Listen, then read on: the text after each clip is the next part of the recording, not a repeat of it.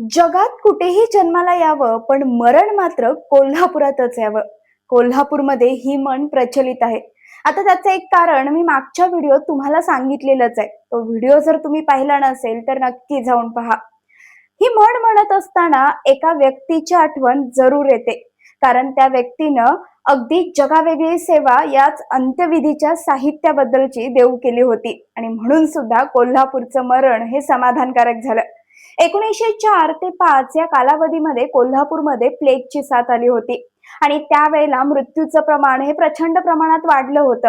मृतदेहाला हात लावायला सुद्धा लोक घाबरायचे. त्यामुळे अंत्यसंस्कार तर फार दूरची गोष्ट होती.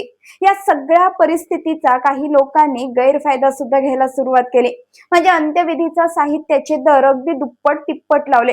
त्यामुळे गोरगरीब लोक हे मृतदेहावर अंत्यसंस्कार करत असताना ते जाळण्यापेक्षा पुरून करायचे. हे सगळं पाहत असताना छत्रपती शिवाजी पेठेतला एक तरुण मात्र अस्वस्थ झाला होता. त्याला हे पटत नव्हतं. मग कोल्हापूर त्यावेळेला नगरपालिका होती, तर या नगरपालिकेकडे त्याने धाव घेतली आणि अंत्यविधीचं साहित्य अगदी योग्य दरात मिळावं याच्यासाठी लढा सुरू केला आणि त्याची सुरुवात अगदी स्वतःच्या घरापासूनच केली. हा तरुण म्हणजेच तात्या निकम.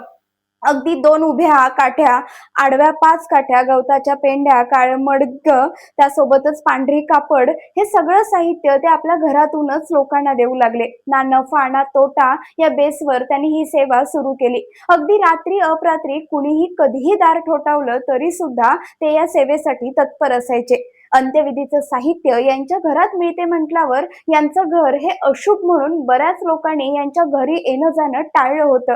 पण तात्यांनी मात्र शेवटपर्यंत माणुसकी काही टाळली नाही.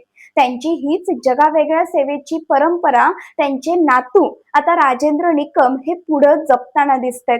अशा प्रकारे अंत्यविधी साहित्याच्या बाबतीत अशी जगावेगळी सेवा देण्यासाठी बरेच तरुण पुढे आले. अशा व्यक्ती कोल्हापूरमध्ये होत्या. म्हणून सुद्धा कोल्हापुरातलं मरण हे अगदी समाधानकारक झालं, सन्मानपूर्वक झालं, हे सुद्धा नाकारून चालणार नाही.